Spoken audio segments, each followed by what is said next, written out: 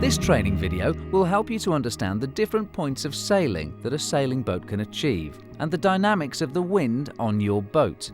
In short, what makes your boat move forwards. Sails do not work if you point the boat straight at the wind. They simply flap. The sail will only work if it sits at an angle of more than 45 degrees to where the wind is blowing from. The area where sails don't work is called the no-go zone. You can sail in any other direction apart from this zone. Any point of sailing where the boat has the wind on its left is called port tack, and any point of sailing where the wind is coming from the right-hand side is called starboard tack.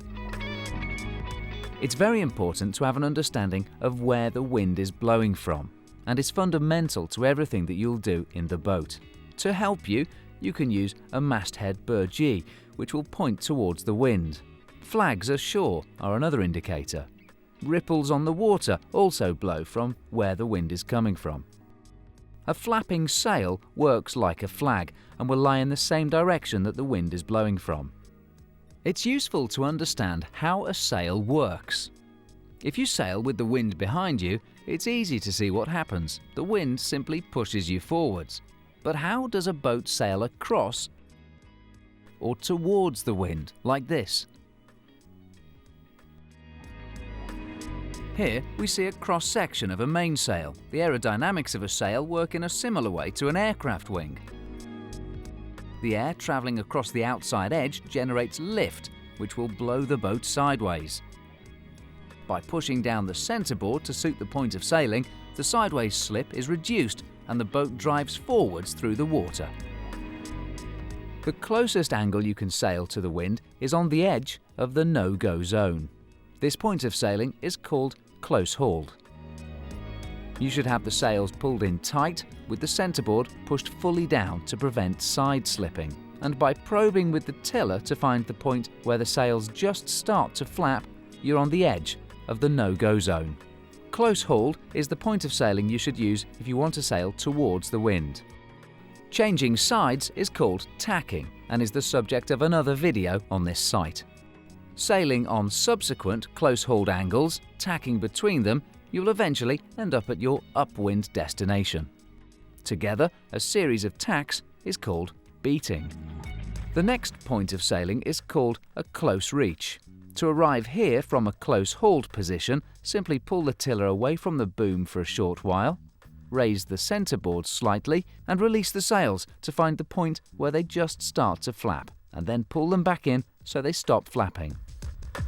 Turning slightly away from a close reach, you arrive at a beam reach point of sailing. Here, you'll be sailing at 90 degrees to the wind. A beam reach is the best point of sailing for your first sail, as the sails and the boat are easily controlled.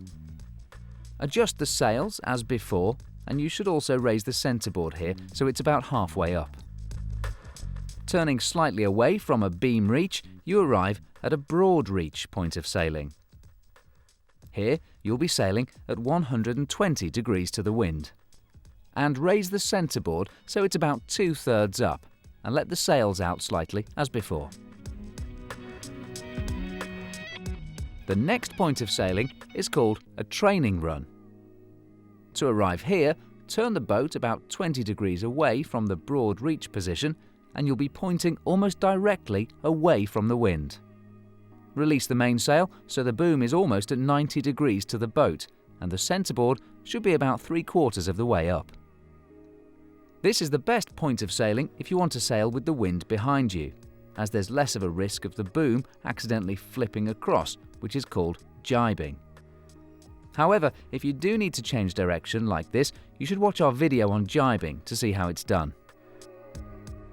The final point of sailing is a dead run. This is when the boat is pointing directly away from the wind.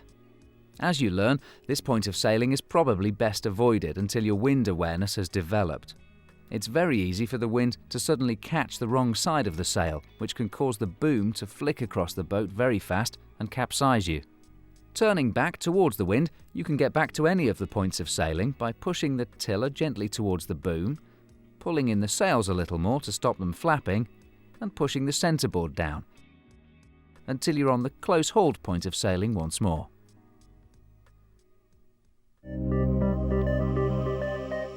Key learning points.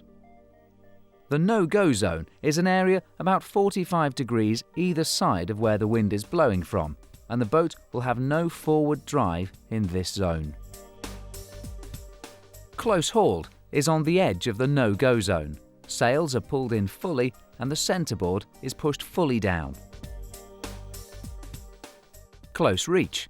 Turn 20 degrees away from the close hauled point of sailing. Sails set so they just stop flapping. Raise the centreboard a quarter of the way up. Beam reach is about 90 degrees to the wind. Release the boom so it's approximately 45 degrees over the side of the boat so the sails don't flap. Centreboard should be halfway up. Broad reach is about 120 degrees to the wind, and sails set so they're just not flapping. Centreboard is about 2/3 up. A training run is a further 30 degrees away from a broad reach. Boom is almost 90 degrees to the boat, and centreboard is 3/4 of the way up. Dead run is sailing directly away from the wind. Boom is 90 degrees to the boat, centreboard stays at 3/4 up. You must understand and establish where the wind is blowing from and adjust your sails and centreboard to suit each point of sailing. Next steps. Watch this video as many times as is necessary to get an understanding of the points of sailing and how to recognize them, and what to do with the sails and centreboard on each point. Use the script and glossary to help you. Then on the water, try to get a good understanding of the wind direction at all times to establish what point of sailing you should be using.